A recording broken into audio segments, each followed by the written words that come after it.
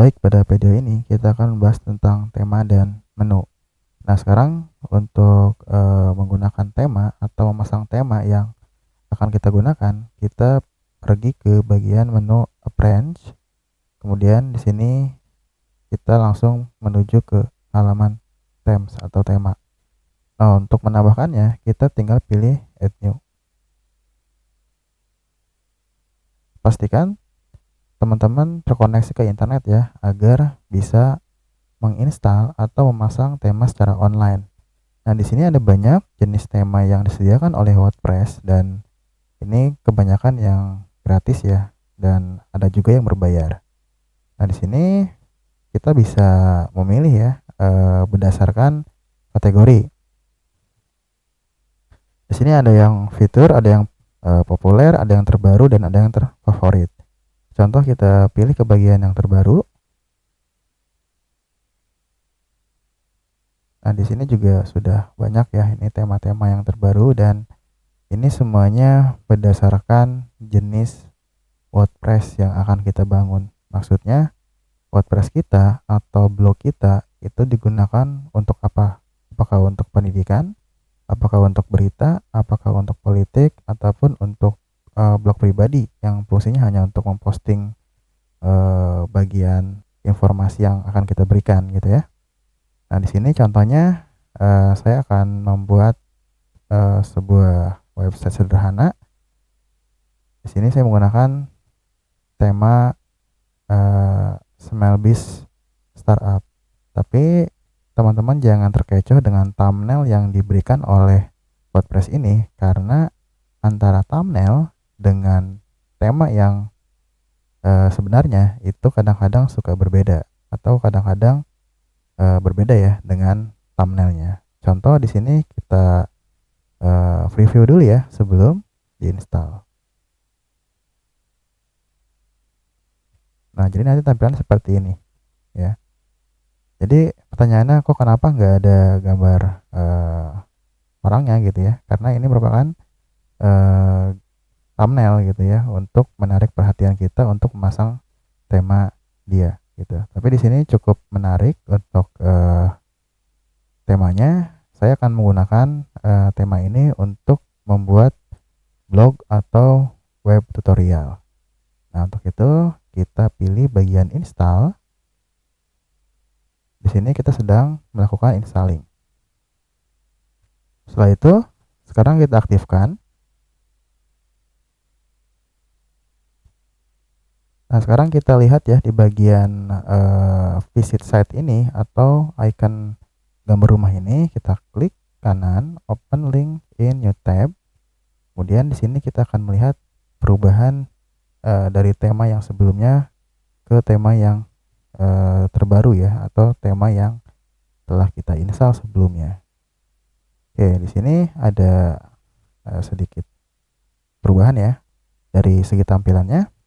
Nah, sekarang kita sudah berhasil memasang tema. Nah, sekarang kita akan membuat menu ya untuk pengelompokan atau untuk mempermudah kita dalam mengelompokkan konten dari WordPress kita. Nah, sekarang kita pilih ke bagian page ya, karena menu itu tersusun berdasarkan page. Nah, sekarang kita pilih add new saja. Misal di sini saya beri nama WordPress. Kita publish. Kemudian kita kembali lagi. Nah, kalau di sini belum tersedia, ini di refresh saja ya di bagian browser. Nanti akan muncul page yang telah kita buat. Setelah itu kita buat lagi.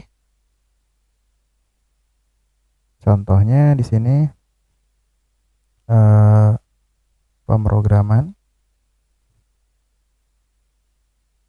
Android misalnya. Kemudian kita publish. Kita refresh lagi. Kemudian kita pilih add new lagi. Di sini misalnya kita beri tentang ya, artinya siapa sih yang mempunyai situs ini atau blog ini. Kita publish. Baik, kita kembali lagi dan refresh. Nah, sekarang kita sudah mempunyai 3 page atau 3 halaman yang telah kita buat sebelumnya.